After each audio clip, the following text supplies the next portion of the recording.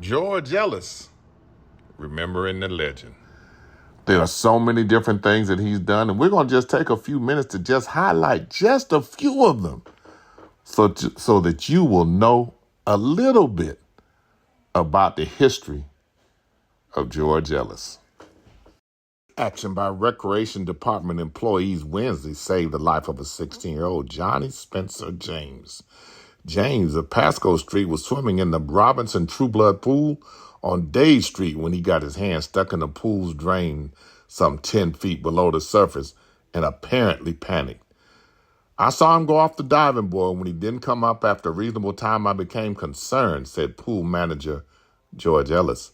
Ellis directed volunteer lifeguard Robert Beard to dive in after the boy. Beard went down but was unable to release the boy from the drain. It wasn't until the second time Beard drove down that he was able to free James. Immediately after bringing James to the surface, Ellis applied mouth-to-mouth breathing while a third lifeguard, Robert Bryant, applied external heart massage. Within a matter of minutes, James was breathing again. The Tallahassee Police Department and Tallahassee Fire Department arrived shortly thereafter and took charge. James was taken to Tallahassee Memorial Hospital, where he was treated and released. Randy Truesdale, city recreation manager, praised the efforts of the pool employees. I'd like to personally commend on behalf of the city, Roy Beard, George Ellis, and Robert Bryant for their quick reaction to save the life of Johnny James. It was their quick thinking efforts in pulling James from the pool and giving him mouth-to-mouth breathing first aid that saved the boy's life. George A. Ellis is a man who unselfishly dedicated his life to swimming and teaching others to swim.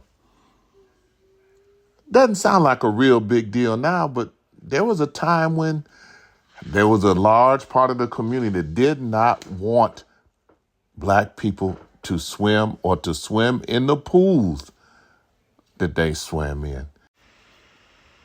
A Tallahassee Democrat article written February 11, 2001 by Gerald Inslee talked about the pool reflected changing times. It spoke of a political heritage dating back to a 5-summer span in the 1960s when the all-white Tallahassee City Commission closed all 3 city pools rather than allow them to be integrated. The first closing came in summer 1963 after black college students tried to integrate the pools at Levy and Myers Park.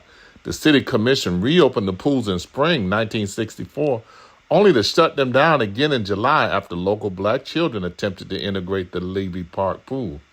For the next 3 summers, the City Commission kept the pools closed. More than 150 white residents took out a full-page ad in the Tallahassee Democrat asking for the reopening of the pools.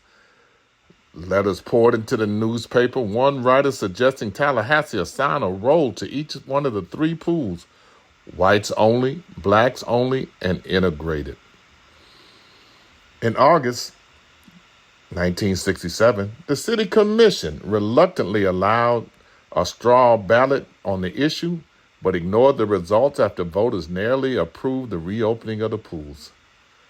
Finally, on April 9, 1968, 5 days after the civil rights leader Martin Luther King Jr. was assassinated and riots erupted in Tallahassee, the City Commission voted 3-1 with 1 abstention. Yet, for many, Robinson Truesdale Pool is best remembered for happy times. Admission was 15 cents for children. The pool reached capacity early on hot days, and children would wait in line until others left so they could be admitted. Teens would gather for Saturday night splash parties. It was a big deal in the black community to have a pool, said Tallahassee businessman Irvin Holliday. The pool also disproved the stereotype that blacks can't swim. Thousands of black children took swimming lessons at Robinson Truesdale, which offered local black residents their first opportunity for formal instruction.